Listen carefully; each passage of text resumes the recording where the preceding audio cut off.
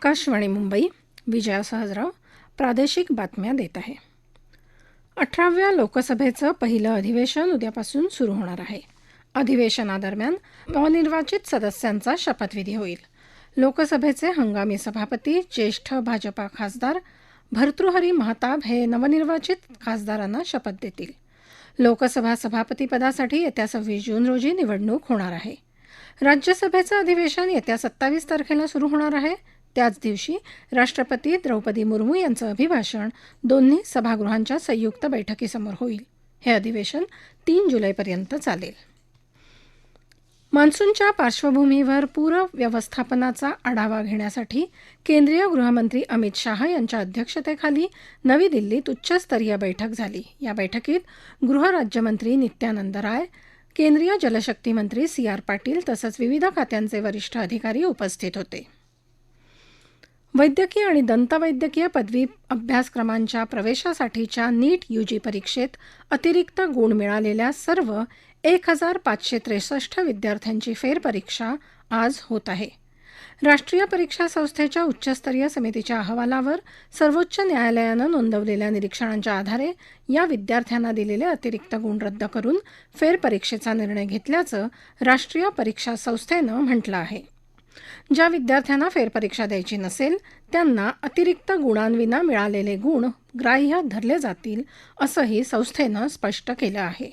दरम्यान नीट परीक्षा पेपरफुटी प्रकरणाचा तपास शिक्षण मंत्रालयानं CBI अर्थात केंद्रीय गुन्हे अन्वेषण संस्थेकडे सोपवला असून राष्ट्रीय चाचणी संस्थेचे महासंचालक सुबोध कुमार सिंग यांना पदावरून हटवलं आहे.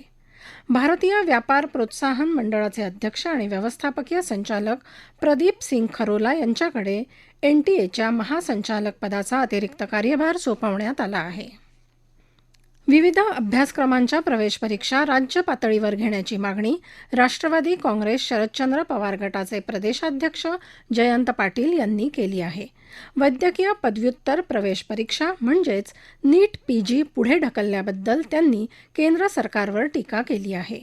विविध प्रवेश परीक्षांच्या आक्षेपांच्या पार्श्वभूमीवर आजची नीट PG रद्द करण्याचा निर्णय घेतल्याचं केंद्रीय आरोग्य मंत्रालयानं म्हटलं आहे.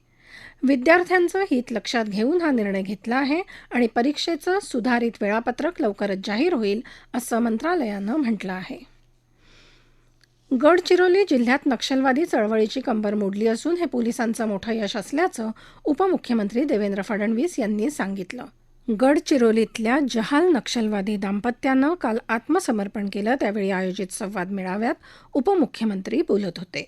गेल्या 4 वर्षात गडचिरोलीतला एकही माणूस नक्षलवादी चळवळीत सहभागी झाला नाही. या काळात सरकारनं विविध योजना लोकांपर्यंत पोचवल्या असं फडणवीस म्हणाले. T20 क्रिकेट विश्वचषक स्पर्धेत काल रात्री झालेल्या सामन्यात भारतानं बांगलादेशचा 50 धावांनी सहज पराभव केला. आज सकाळी झालेल्या सामन्यात अफगाणिस्ताननं ऑस्ट्रेलियाच्या संघावर 21 धावांनी मात केली. जमैकात किंग्स्टन इथं झालेल्या या सामन्यात अफगाणिस्ताननं निर्धारित 20 षटकात 5 गड्यांच्या मोबदल्यात 148 धावा केल्या.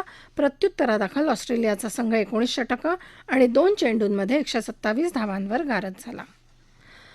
महिला क्रिकेटमध्ये भारत आणि दक्षिण आफ्रिका यांच्यातल्या 3 एकदिवसीय सामन्यांच्या मालिकेतला शेवटचा सामना आज बंगळुरूच्या चिन्नास्वामी मैदानावर होत आहे. दक्षिण आफ्रिकेनं नाणेफेक जिंकून प्रथम फलंदाजीचा निर्णय घेतला आहे. शेवटची बातमी हाती आली तोपर्यंत दक्षिण आफ्रिकेनं 2 खेळाडूंच्या मोबदल्यात 21 षटका 3 चेंडूंमध्ये 104 धावा केल्या होत्या. टेनिसपटू सुमित नागल यांनी आगामी 2024 पॅरिस ऑलिम्पिकमधलं आपलं स्थान निश्चित केलं आहे. या हंगामात सुमितनं हेलबॉर्न चॅलेंजर आणि चेन्नई चॅलेंजर स्पर्धेचं जेतेपद पटकावलं आहे. रोहन बोपन्ना आणि N श्रीराम बालाजी ही जोडीही पुरुष दुहेरीत ऑलिम्पिकसाठी पात्र ठरली आहे. दिवंगत श्यामाप्रसाद मुखर्जी यांच्या स्मृतिदिनानिमित्त केंद्रीय मंत्री आणि भाजपाचे राष्ट्रीय अध्यक्ष JP नड्डा यांनी आज मुखर्जी यांना पुष्पांजली वाहिली. भाजपाच्या मुख्यालयात नड्डा यांच्या हस्ते कार्यकर्त्यांना रोपांचं वाटपही करण्यात आलं. याबरोबरच आकाशवाणी मुंबई केंद्रावरचं हे प्रादेशिक बातमीपत्र संपलं. नमस्कार.